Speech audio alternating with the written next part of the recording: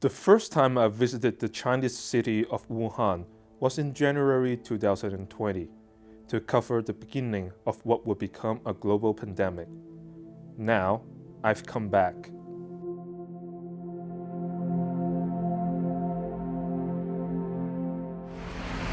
Behind me is the Huanan Seafood Market in Wuhan, which is the ground zero of the whole COVID-19 pandemic. Nearly a year ago, I was standing here trying to figure out what's going on in Wuhan. And today, talking about sense of deja vu here. The South China Morning Post was one of the first international media outlets to report on what was then a mysterious pneumonia infecting dozens of people in the city.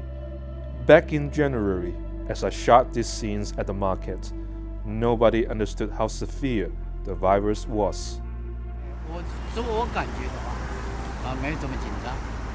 哦，不像SARS啊，相当于传染性没有现在紧张。At the beginning of the outbreak, most of the cases were connected to the market.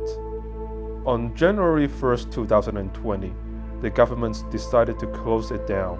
I saw workers scooping black goo from drains with little or no protection. The market was selling wild game, and that raised a lot of concern. People remembered that in 2002, the SARS virus originated from wild animals. You can see the entire market is boarded up, so they move most of the vendors to somewhere else.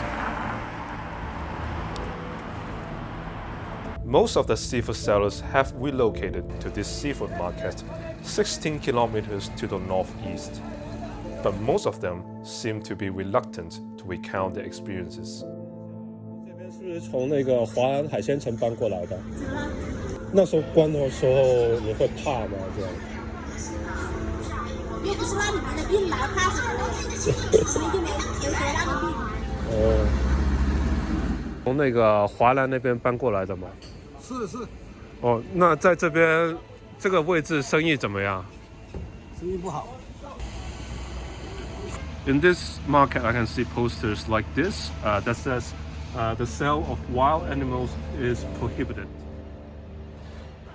I spent 3 days in Wuhan on that first trip.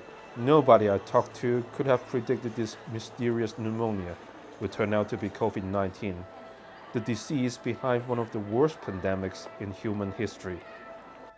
People in Wuhan and surrounding areas would soon be under a strict lockdown. It would last for nearly 3 months before authorities would declare victory against the coronavirus.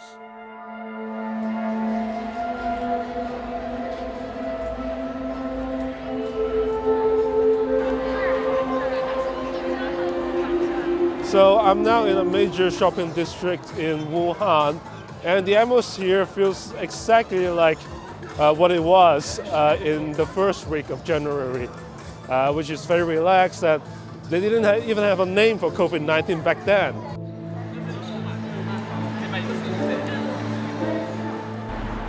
去年怎么熬过来的？还好吧，因为去年我一直都在我们都是在医院上班的，还好。医院上班还好吗？不会，家人不会担心你的安全吗？会吧，但是我们会做好防护措施啊。那时候他们说这个海鲜市场是爆发点，你那时候会觉得害怕吗？还是怎么样？有一点吧。后来过了一段时间就好了，然后当时我们也回老家去了，就不在这里住。哦，那现在住过来不会有什么阴影什么的吗？没有，还好。反正武汉已经，我觉得还是蛮安全的了。2 weeks after my trip, I watched in awe as people in Shanghai flocked to supermarkets to stock up on face masks and cleaning supplies. Then I traveled to Japan on a family holiday. Every store we saw there was also running out of masks.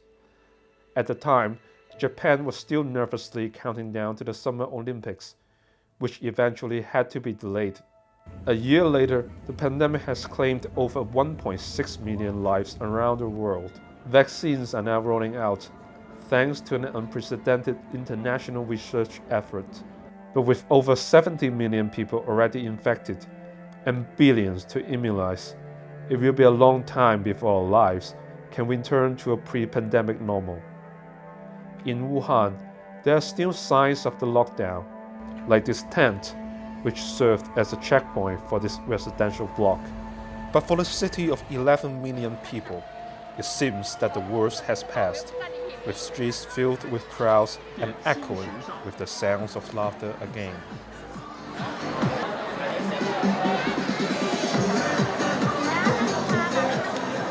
热烈庆祝焦汉木、老凤祥周年店庆。